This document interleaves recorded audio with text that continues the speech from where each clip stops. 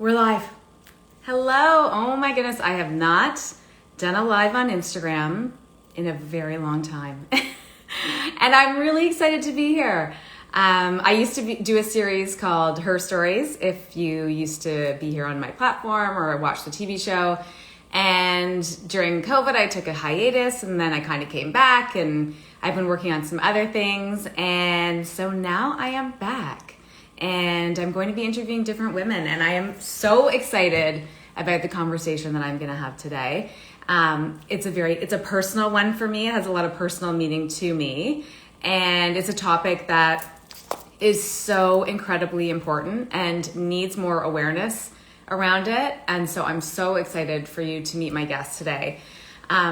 We have an interesting story, my guest and I. She's just getting herself organized right now to hop on. She's in a little bit more of an exotic location than I am. Hey guys, thank you so much for being here today. So her internet sometimes is choppy. That's what happens when you live in paradise, but it's worth it. Anyhow, my guest today, her name is Shay, and she is an incredible entrepreneur. She, actually how I first met Shay was when I was at a previous position. I had a partner and we did a campaign to fight human trafficking. And the woman who was organizing this campaign had done so much to, create more awareness around human trafficking and fight human trafficking. And that woman ended up being Shay. She has her hands in many things. She wears many different hats. She's been involved in changing laws. She has been truly creating more awareness around human trafficking. It's incredible, actually, all the work she's done. So I cannot wait here she is. I can't wait for her to join me here. But today we are talking about, just wait, here we go.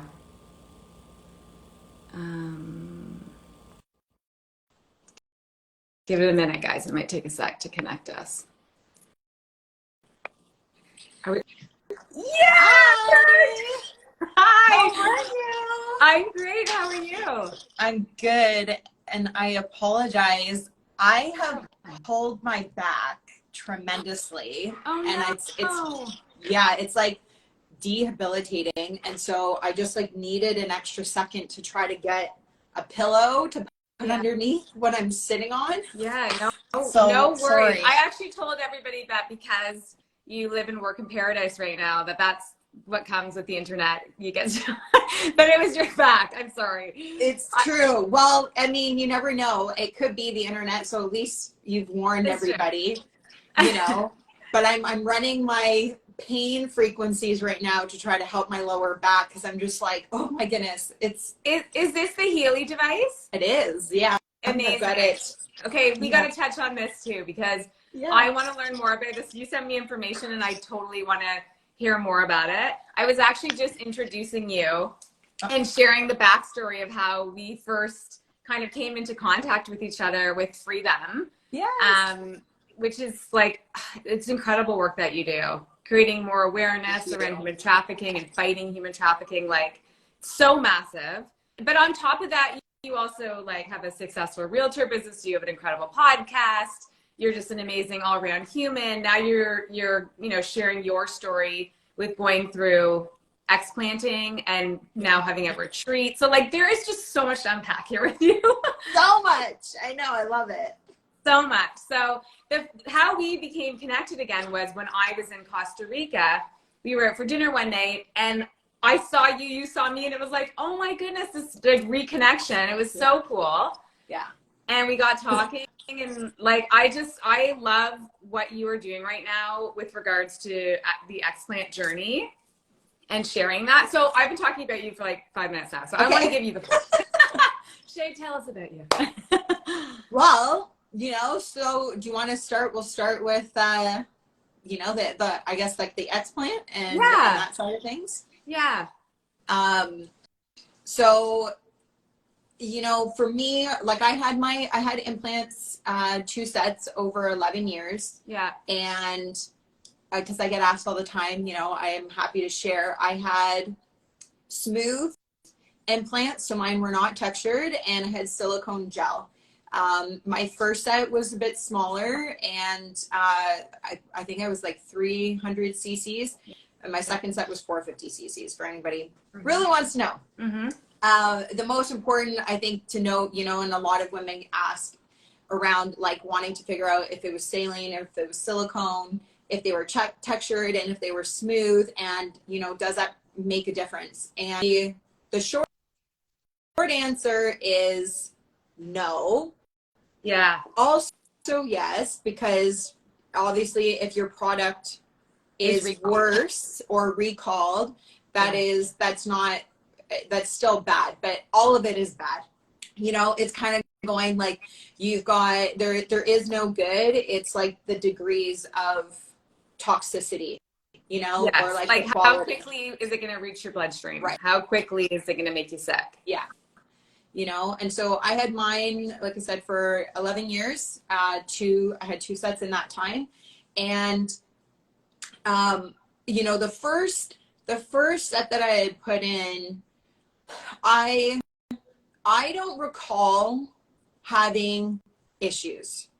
One of my best friends, you know, she recalls saying to me that, you know, in the first kind of like month, 2 months of like my body healing, I would have these like rashes and literally like kind of like that umbrella shape, kind of lining, following the shape of like the top of the implant. And she would say to me, like, is that normal?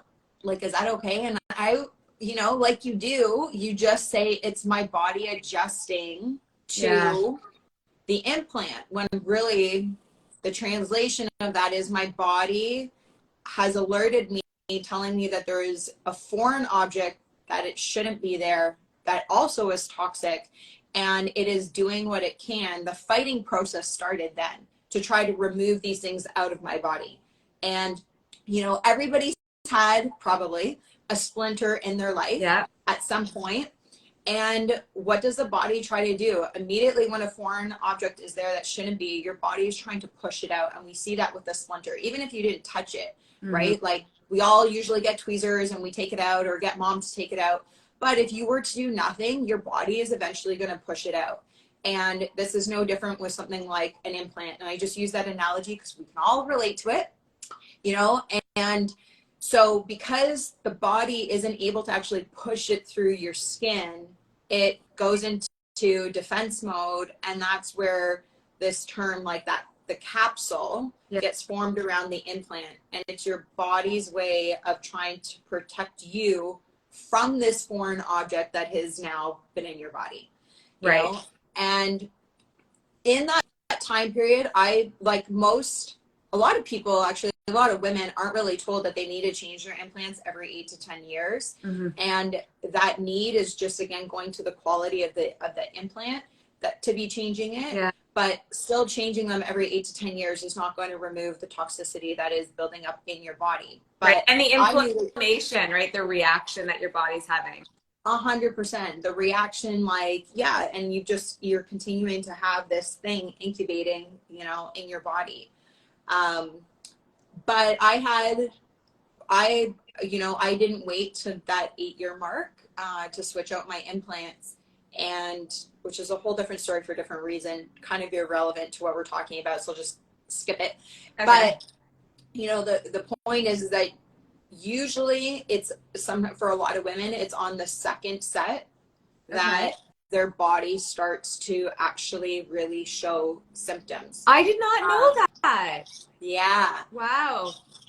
And again, you know, it's so funny because you and I offline, and I think a lot of people today have frequently heard the word critical thinking. It's a beautiful thing, and I encourage people to question everything. Ask the questions. This is one of those experiences now in my box of experiences. Yes. And I'm like, never again, never trust that again, never. Like, honestly, I was so, and I do take accountability for my choices. Yeah. But I truly do feel when it comes to my implants that I was misled as far as the safety of them. So continue. I've shared my story a lot. I'll share tidbits, but I want to, you go ahead about your story.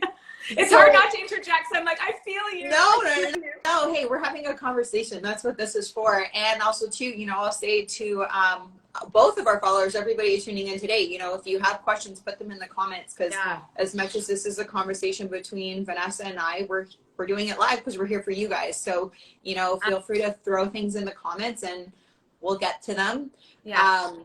But so kind of going back to this, like it's often that if you haven't started to experience symptoms already in that first set, that when you go and put in a new set for whatever reason, you want to go bigger, you're having issues, maybe something already ruptured, and you're putting in another set, you're opening up, it's almost like you're reopening up a wound and you're pouring toxicity in that wound, right? That has like, your body has done the job to work to create this capsule and protect you from it. And now you're opening up your body and you're putting a brand new product in. And so your immune system is already compromised and is weaker because of this. And now when you put that in, like I said, imagine opening up a wound and pouring bad stuff back in that wound. So I actually have a question. When you switch out an implant, like when the surgeon goes in, do they remove that first capsule or do they just open the capsule up and put it in? How does that work? Yeah, and so every surgeon is different, and the majority of surgeons will tell you that you don't need to remove the capsule. And I know many females that have put in another set and it just got put back into that capsule. I'm very, very blessed. I'm very grateful that my surgeon, even though at that time I had no idea that, like, this whole conversation of BII, breast implant illness, when I was putting in my second set, I had no clue about it. This was also pre-2018 when the textured implants were being recalled. My surgery was before that, my second set. So that also was not on my radar of even learning this term explant and BII. I feel like that recall really triggered a huge amount of awareness. Yeah, it did. It did, but as like, and this is just my story, I became aware that something was being recalled. But I called my surgeon and my surgeon said, I've never used textured implants in my practice. You don't have that. You're completely fine.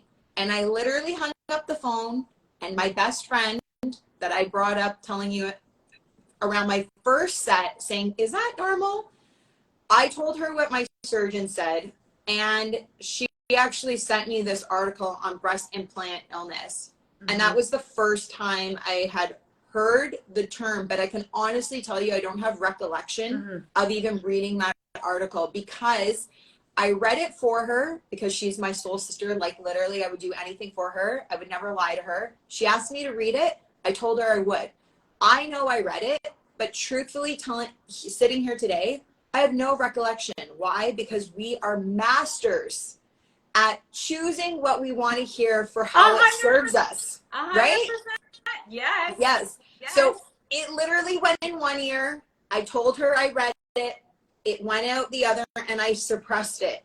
And also you're like, well, not me. I'm okay. We do that a lot. I don't feel that's not me. Even though I had the recalled implants, and I was still told not to take them out. So like, and it's wild because, you know, everybody, we all, and this is the beauty of talking about our stories, because our stories are all different. Even if they're similar, they're all different. And like what our response was to it. And so I remember, and you know, another woman that I follow on Instagram, she's very holistic and chemical free. She decided she was going to explant, and she shared her journey. And that was the first person, like the first woman, the first time I had heard that term, which was because I guess hers were recalled actually. Now that I think of it, it was in that year. So I don't know for certain, but that's probably what happened. But I didn't look any further. I really I was like, that's not me. Like, I have one of the best surgeons in Toronto. Therefore, I have one of the best products. He says I'm fine. And still I have, and I'll say here, cause like he does follow me, and I still have a lot of respect for him and the level of care that he provides to his patients. I really believe that so many surgeons have deliberately not been advised by the FDA and by Big Pharma around the real harms and effects that are happening in the body. They've also conveniently not done studies on the long-term and short-term effect of putting an implant into the female body at our body temperature.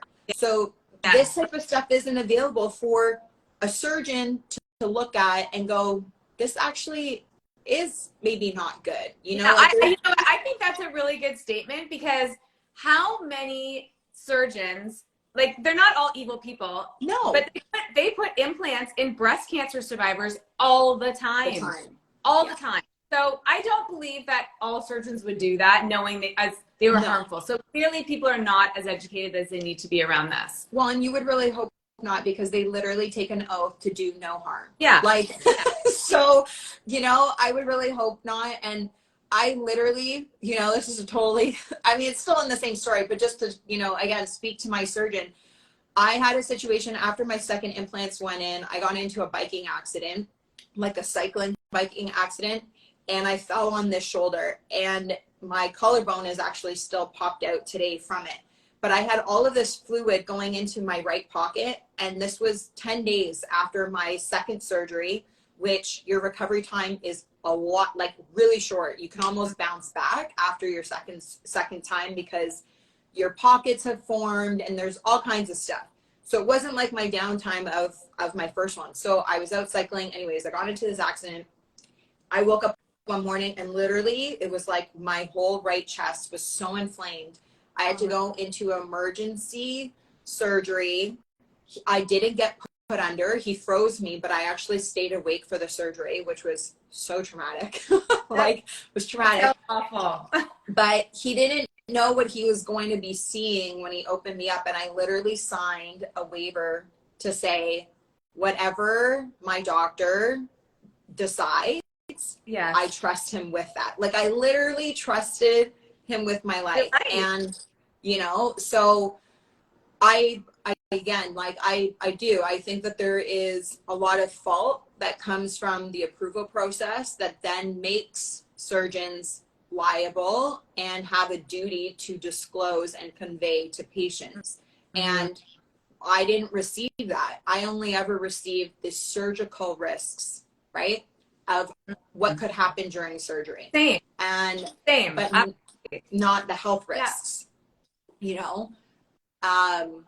So anyways, it wasn't until after the second surgery, like I was saying, sometimes for some women that the symptoms really start to become a lot more apparent or problematic after that second surgery. And for me, that was like more my story.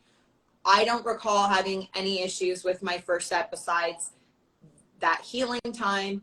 And then after my second set, looking back now, that's where the timeline was. But I did not at all think that my implants were having any type of negative effect on my health and on my body until really November of 2021.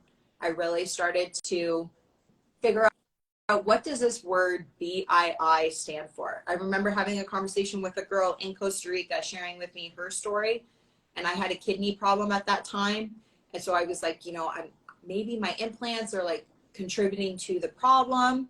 And she was like, well, yeah, like BII. And I remember saying, like, what is BII? She was like, breast implant illness. I'm like, okay, I should probably know about that. But I honestly, I really didn't. And as I shared earlier, I read that one article in 2018, but I suppressed it. I kicked it out. It was like, yeah, sure. I probably read the term in this article and I learned about explanting, but nothing registered. And this was the first time, because of everything that was going on in my body for the past 4 years, I would get like breakouts on my skin that they were like red dots, but they weren't always the same. They weren't always the same size or in the same place. I went to some of the top dermatologists in Toronto for them to go scrape it, look at it, try to figure it out. I started really biohacking my diet, and removing all kinds of stuff, between dairy to meat to, you know, I don't really consume a lot of sugar, but I became really strict in like this 3-month period to see if it was around my diet. Yeah. I started doing frequency testing to, like, again, go and biohack my body and see if the problems were within my organs, and using frequency treatments to figure that out. Yeah. I did live blood analysis, checking my hormones, all kinds of stuff. And it was like, my hormones are out of whack. My body's like dehydrated. I've got parasites. I have this, I have that. And trying to figure out, okay, where is this coming from? You know, looking at my wine. I love my wine. And it was like, okay, eliminate that, stop drinking, taking out the alcohol that's inflammatories and sugar, sulfites, drinking organic. Like, literally I was doing it all. Doing everything. It's not like you're sitting back and you're like, I just don't know. Right. Like, you're doing everything. Literally. And this was over like a 4-year period. And like, I mean, I have no problem, but like even doing more things that like maybe some people wouldn't want to do, like coffee enemas. And like, you know, if you don't know what that is, Google it. I'm not going to explain it on our live, but like, let me tell you, like, yeah, you know, like when I say I was doing everything, I was doing everything because I knew something is going on in my body, and it's coming out in my skin. And I hear it so loud and clear. The coming out of the skin, right? Oh my god, yeah. And in Western culture and Western medicine, we treat symptoms. We don't go to the root cause. And so when I was talking to some of these even dermatologists, right, it's like, oh, just use this cream and it'll help it go away. And I'm like, I'm not. Right. I was like, I'm not putting a steroid chemical on my skin, number one. Number two, you're still not solving anything. Something is going on inside, because whatever is happening on the outside is a reflection on the inside. 100%. And we got to figure that out. So nobody, not one person, even some of like, you know, I'm going to say not to like, you know, shit on anybody. Sorry if I'm like, I'm allowed swearing on this. I think you swore on mine. I'm like, I think I can do that.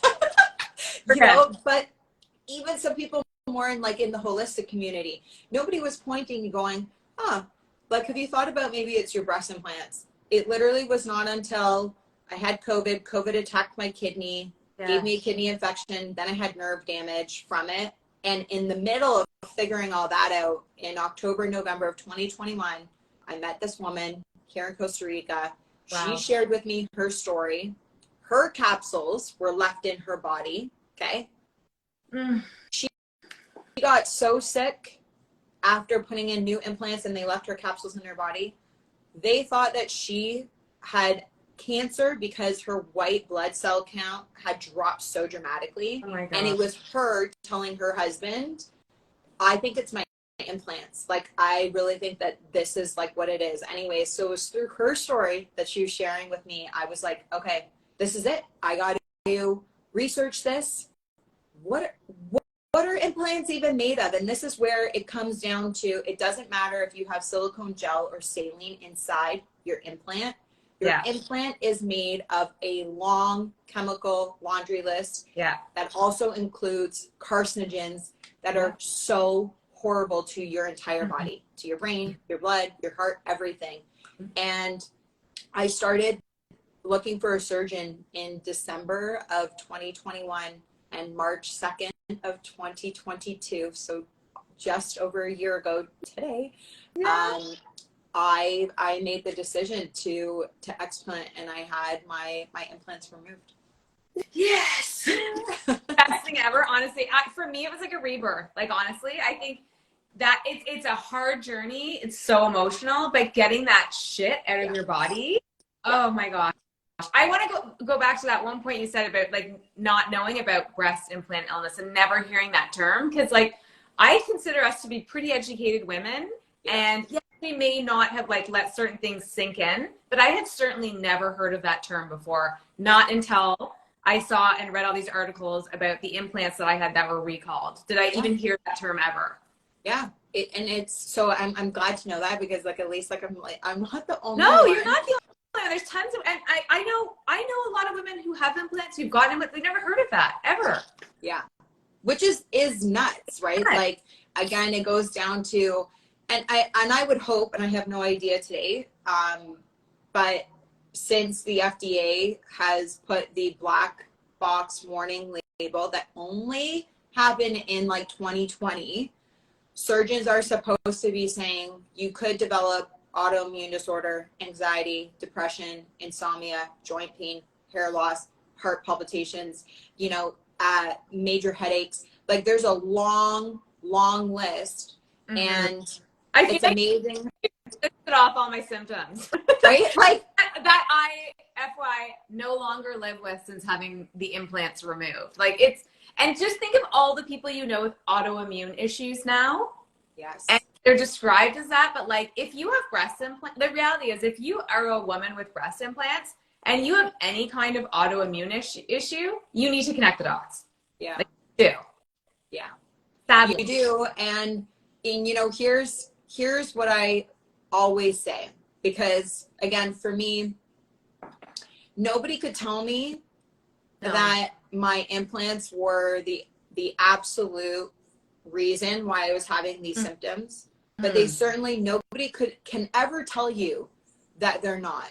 And what I can tell you with absolute certainty is that they are 100% contributing to the toxic load in your body. Yeah. So I'll give you even one of my examples that I have tracked and I have noticed.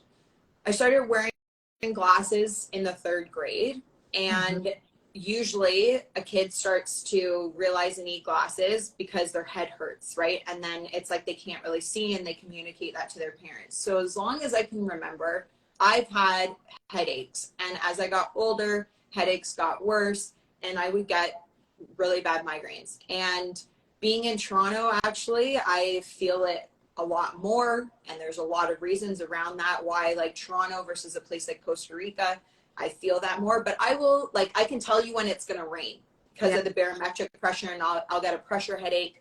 Okay. Over the years, and in the past, I'm going to say like 6 years, my migraines have gotten a lot worse and more intense, but they've also lasted longer.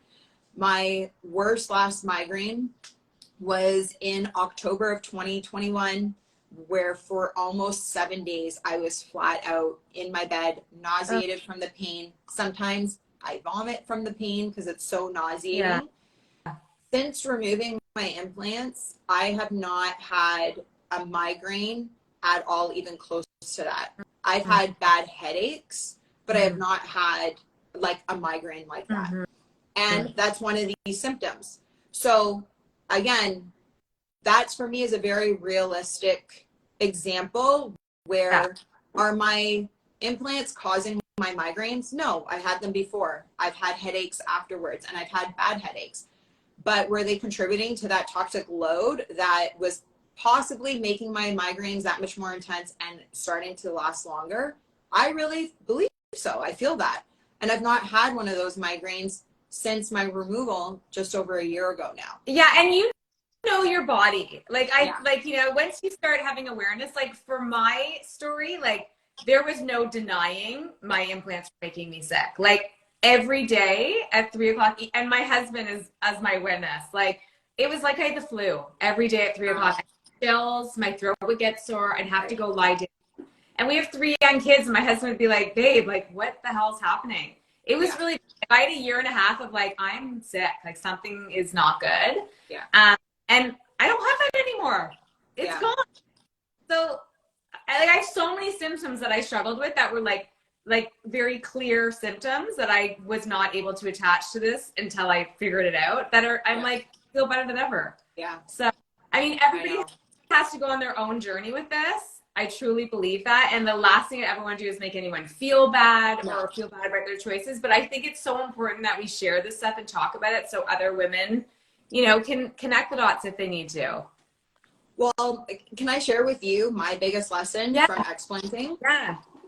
So I've actually not talked openly about this often, and it's not something I hide per se either. I haven't yet shared this. So when you go into surgery for any surgery, not just like removing your implants, you know, the surgeons require you to do a blood test. As a female, you have to do a pregnancy test. you know, you have to do all of these things to prep for surgery. And one of those things is getting an ultrasound done because they want to see what's happening with your implants. Okay. And the day before surgery, I hadn't done my ultrasound yet, so I went in to go get my ultrasound done. And you guys probably all know, typically it's a nurse who will do your ultrasound, and therefore the nurse cannot comment on what she is seeing. The doctor has to come in and analyze your results and give you what they're seeing, right? The nurse can't do that. Right. That day I had a doctor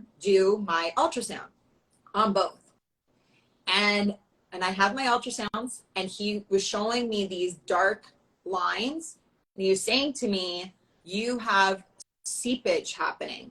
Your implants aren't ruptured. Mm-hmm. They're not ruptured, but you have seepage. It's you can see that some has been like pushed through.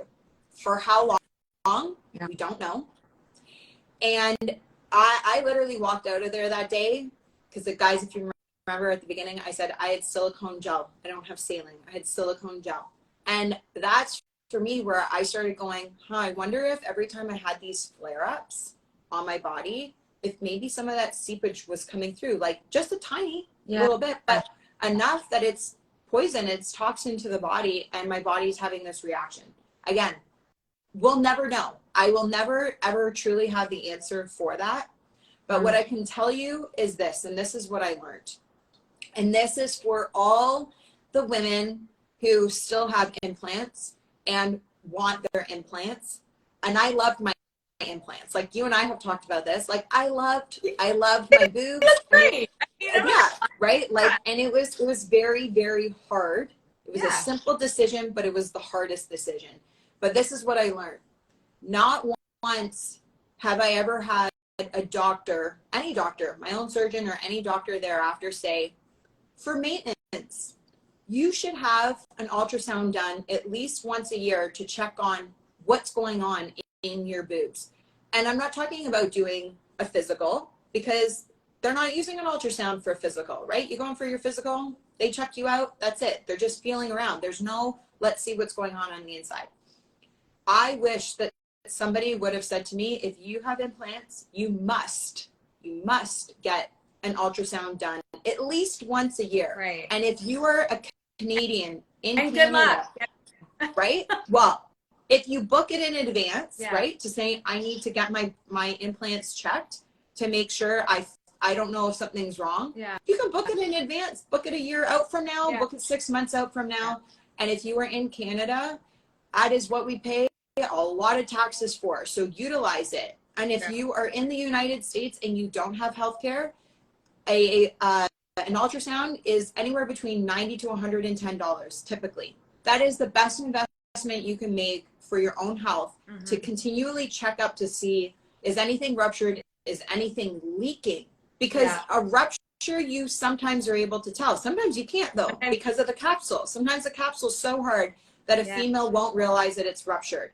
But with seepage, you're not gonna know that. Mine felt fine, totally fine. Even I have my implants out here and I still have them and they look fine. I have to push to get the bubble to form. I have to really push. So it's this, who knows if it was like, when it would come out, like if I was lying on my stomach, like I have no idea. But that is the biggest lesson I learned, was women need to be doing regular, at least annual. If you're in Canada, do a biannual, like literally it's covered by healthcare.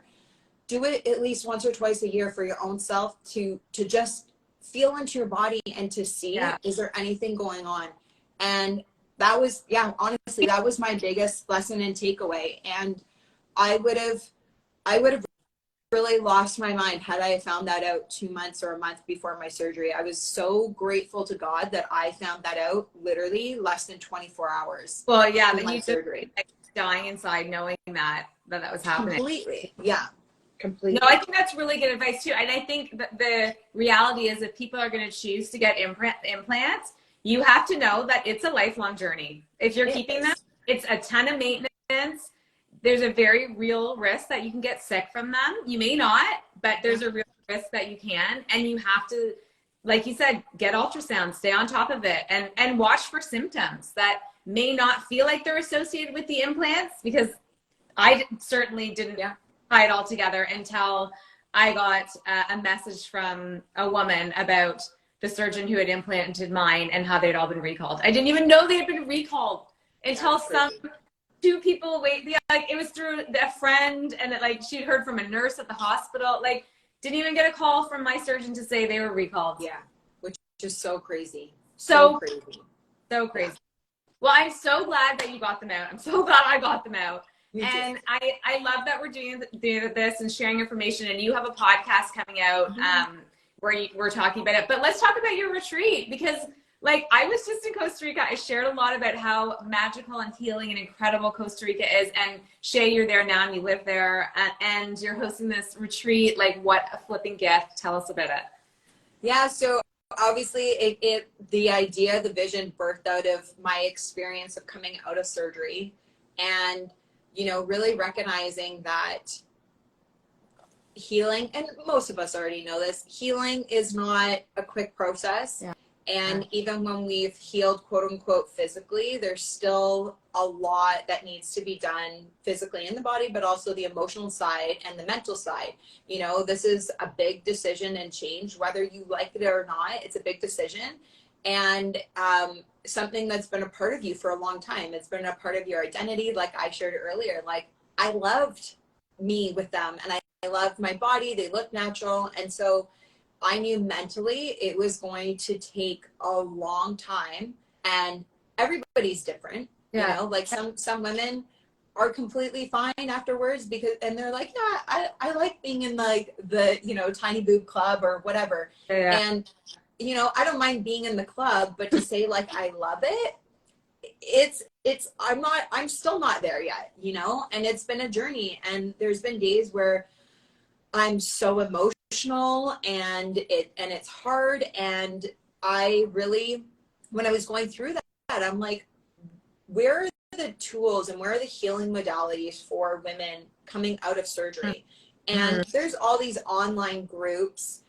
You know, you and I are both in very similar, or some of the same actually. Yeah.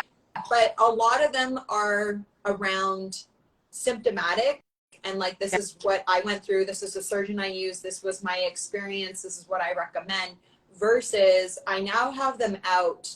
I'm feeling like shit. Yeah. I'm like in the pit. I'm, you know, struggling to find a good, like a bra or like that's comfortable. Like, just, I don't know, just like things like there's not like, you know. Let's be honest, our breasts are really connected to our sexuality and feeling healthy. That's the reality of it. Like, I always say this, and like, if men, how do I say this? Okay. If men's sexual organ became limp or wasn't functioning properly or didn't, they'd be the first people to fix it. Okay. Right. They'd be 100%. But yet a woman does, and there's all these other issues around it. So there is a lot of emotion attached to it. There is, and there's a lot of, you know, even, and I've heard from many different women, the lack of just even support coming from some of their own family members or like in their own close circles. There's a lot, you know, and like, well, I mean, you got implants. Like, what do you think was going to happen? And it's like, well, no, I didn't think that was going to happen. Yeah, and honestly, they probably didn't either. Like, you know, like this is more of a recent journey that for a lot of people we're stepping into this awareness. But and it's funny because the way that somebody would say that, that's the whole point of critically thinking. Because like, if you would stop and critically think about putting something foreign in your body or toxic, you're right. You're like, what? Yeah, that makes sense that it would happen. But when sometimes things get a stamp of approval on it and is deemed as safe, and dare I say the word effective on this, but I'm gonna say that most people, it starts and ends with those words, right? It's safe and effective, and therefore you don't need to look any further, because those that are saying that it's right?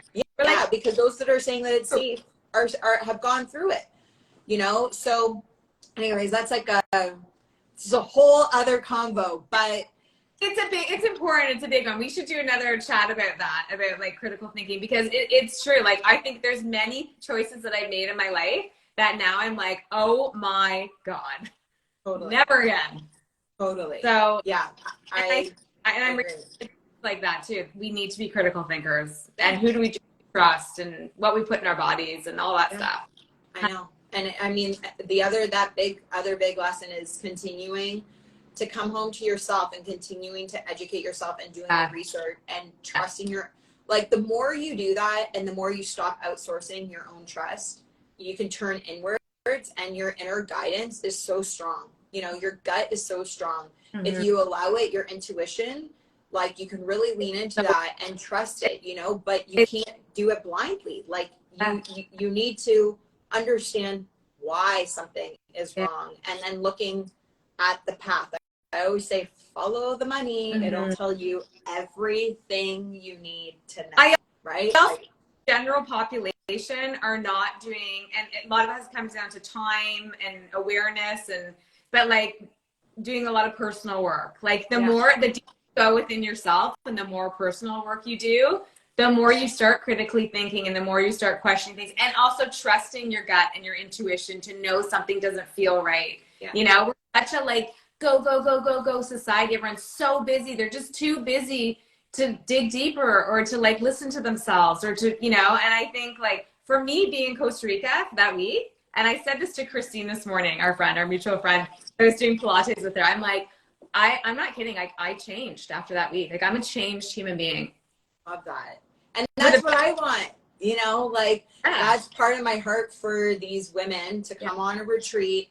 And I've kind of broken it into like 3 sections, if you will, where the first part of the week is around restoration. So really going deep, maybe acknowledging things that you've suppressed, you might not know that are there, or things that you have like not wanted to actually really address around maybe the reasons you got implants in the first place, some of those pains and hurts that might come around that. That's not every woman's story, but that happens for a lot of women, feeling not enough, lack thereof, couldn't get the attention, can't get the love, like body image. There's a lot of stuff there, right? That then you suppress that because then you got this solution, and therefore you've still not addressed the root cause as to why you put them in the first place, you know? So really going deep into like, you know, between guided journaling and self deep work, we're going to be going through a lot of like even movement that helps to bring up some of this stuff, breath work that actually helps to bring up this type of emotional and sometimes mental blocks that we're having. And then moving through the week, stepping into rejuvenation, where we can release everything that's been suppressed and held on to, including even your implants. And thanking your implants for serving you, good or bad, but for serving you for the time that you had them, and giving them back and saying no more. Yeah. Now it's about coming home to myself. It's about coming into this rejuvenation of your body, physically, mentally, and emotionally.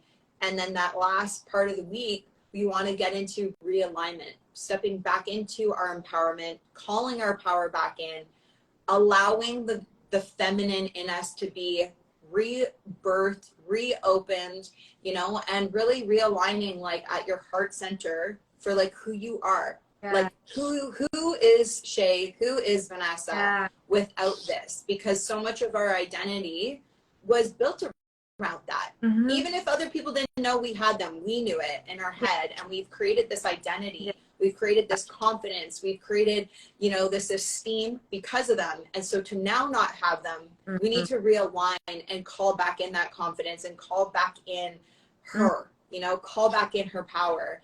And that's really my heart, is that, you know, we move through this week of a physical, mental, and emotional healing that we get to celebrate at the end, creating a physical community with other women who have been there.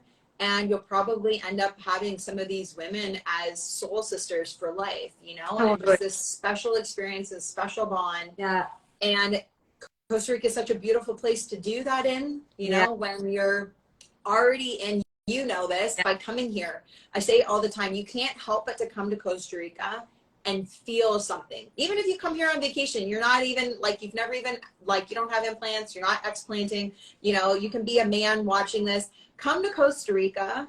Amazing. I'm telling you, Costa Rica starts, it has its way of being like, ooh, there's something here we need to heal. Ooh, there's something here we need to address, right? Like, without you realizing it, and all of a sudden, you know, things just start coming up to the surface. And I've traveled a lot in my life, and I don't think I mean, I did a lot of yoga and I did a lot of soul searching there, but I am so impacted by Costa Rica, like hugely. It's true.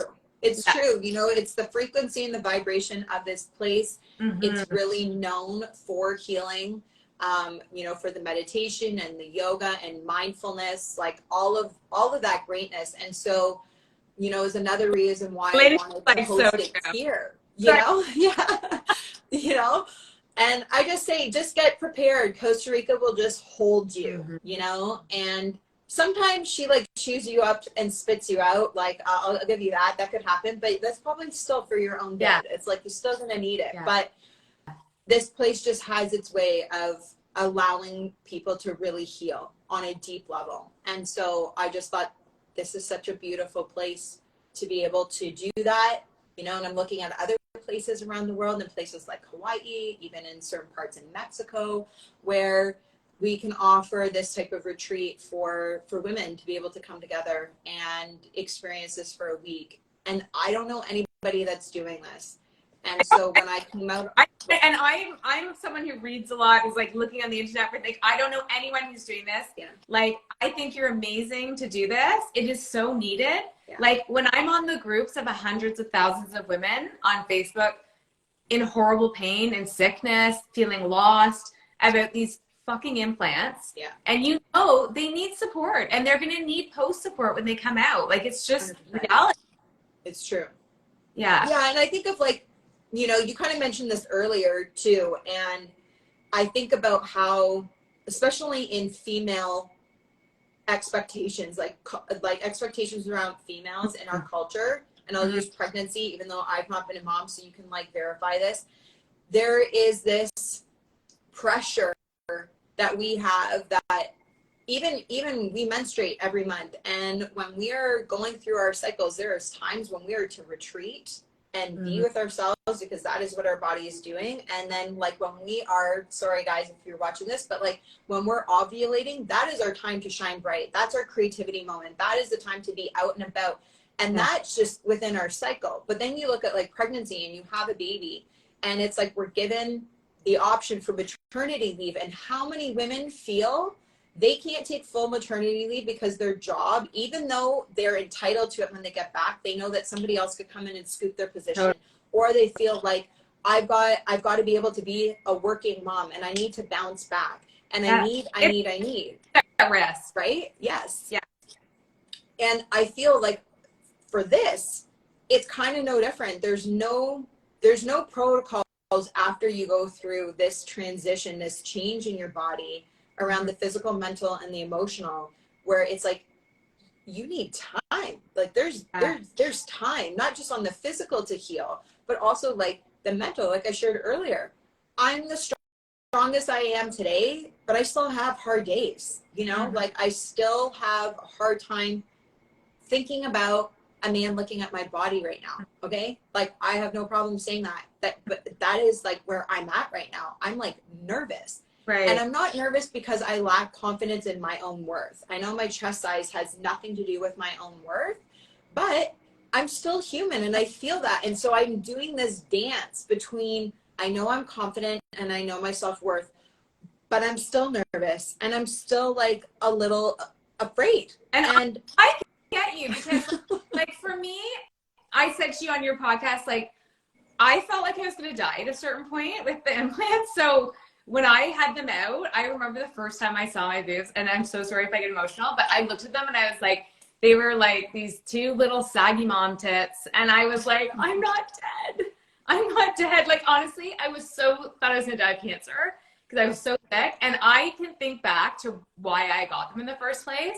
And this is not on my husband at all. He is the greatest human. He loves me no matter what. But I had created this story in my head that like I wanted the chest that I had before kids. I had nice boobs before kids.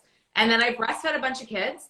And frankly, my boobs were like saggy nylons with balls in them. That's what they look like to me. And I started to feel insecure, and I had these horrible thoughts of like, my husband's not going to want me. My husband's not going to want to have sex with me. He's not going to be turned on by me. Like, it's so horrible and it sounds shallow, but like, your sexual relationship with your partner is big, right? I went through all this stuff, and he never made me feel like that. It was me. It was totally me. But that was a big part of why I got them, because I was so scared it was going to ruin my marriage. Yeah. And that's fucking awful. But I admit it's the truth. And now I have them out. I have these tiny little mommy boobies. I wear a shirt, and if I don't have a bra there to here, like sometimes, I'm not gonna lie, I look at the mirror and I'm like, fuck, those are low, but whatever. Like, but he still loves me. We're good. It is what it is. Yeah. You know, and you know, and I'll say this actually, because it's really important. And I love that there's like men jumping on this. Like I just saw even like Bradley jump on, and I'm going to say, I'm so grateful for any of the men that are still on this. If you started with us in the beginning, if you're watching this now, like you are welcome in this space. And it is so important that men are learning about breast implant illness just as much as women are, because if men knew that a female putting in their breast implants, and we all guys know at least, like, maybe it's their sister, maybe it's a friend of theirs, maybe it's their mom, maybe it's an aunt, maybe it's, you know, a previous girlfriend or a current girlfriend. Like, all guys know at least some female that matters to them in their life about that have implants. And if they knew that it could be causing so much sickness, or by their pressure, not all men, but some men pay for their girlfriends to get in their implants because they think they would look better, and they want their girlfriends to have bigger tits or like boobs. You know, I shouldn't say tits, but you know what I mean? Like breasts, and even husbands, you know, it's like, or after having the kids. And it's like, how many moms you hear saying, I'm going to have the mummy makeover, and the husband is totally cool with that. And on the physical level, totally cool with that. But if he knew that it was at the expense of his wife, his partner, possibly developing cancer, autoimmune, getting sick, all of it, he would say no. He would be like, no. If my husband knew what this would have done to me, and how I would have been, or he would have been like, are you fucking crazy? You are not doing this. You have no idea. He trusted me. Like, he trusted, I knew. And I was like, I am getting them. And he was like, I want you to be happy, babe. Like, I want you to feel good. Like, you do you. He's like, he was so only was trying to be supportive, and is now like, I don't care at all. I just want you to be alive and healthy. Like, I just think as women, we put so much pressure on ourselves to be perfect and to look perfect. And like, especially if you've had a kid and then you've been breastfeeding, like, you're going to change, your look's going to change, and it's hard. It's really hard. It is. And I think that the more we all know, right, the more there's going to be support from women to women, you know, from sisters to sisters, mothers to their daughters, you know, daughters to, you know, their cousins, whatever, but also the males. Like, the men play a really big role in this as well. And so, you know, just as I saw a guy jump on, I was like, you know, Bradley, thanks for being here. Watch this. Please look out for every woman in your life with implants. Because, you know, we say sickness, but like also death. Yes. Like, women died from implants. Like, there is that cancer associated to the textured implants. I'm sure women have died from other ones, but that they are talking about is this breast cancer related to the implants. Like, so big time. Yeah. Big time. I'm so glad that we got to chat. I feel like there's so many other things I want to talk about, but I think as we wrap up, can you share the dates of the retreat and how people can get in touch with you? And I'm going to tag you obviously and stuff. But yeah, absolutely. So you just can go to explantretreat.com. That's also our Instagram handle, Explant Retreat. Obviously, I'm on here, so you can see Shane Vidietta, and you know, DM me. And, you know, looking at April of this year, and then November, hopefully later this year, and then also next year in Costa Rica. So the best way, though, is to hop over to our website, explantretreat.com, because all of the information is there. And my DMs are always open, so you can message me, and happy to connect. I'm going to have to come to one of these retreats. Like, I dare 100%. You do. Yeah. Also, you have a really phenomenal podcast. Where can people find your Freedom CEO podcast? Well, it's not launched yet, but we can announce it here. It's okay. It's okay. It's okay. No. I love it. You said it a couple times, and I was like, okay, here we go. No turning back. It's okay. It's okay. We're going to be launching.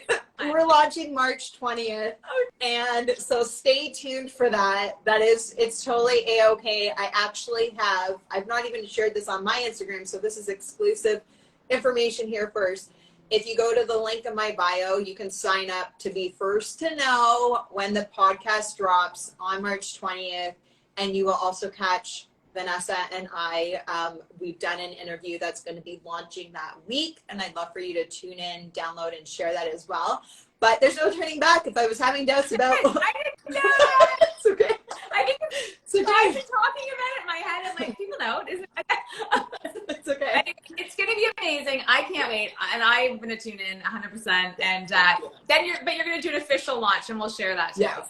Yes. Okay. Yeah. Thank you for having me. Thank you so much for being here. I feel like there's so many other topics I want to chat with you about. So we're going to have to do this again. Let's do it. Okay. Yes.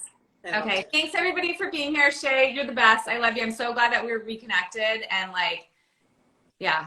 And you're going to save this, right? So then we can share it out. Yes. So I'm going to save this. I haven't done a live in a while. What do I have to do to save this? Don't I just have to press?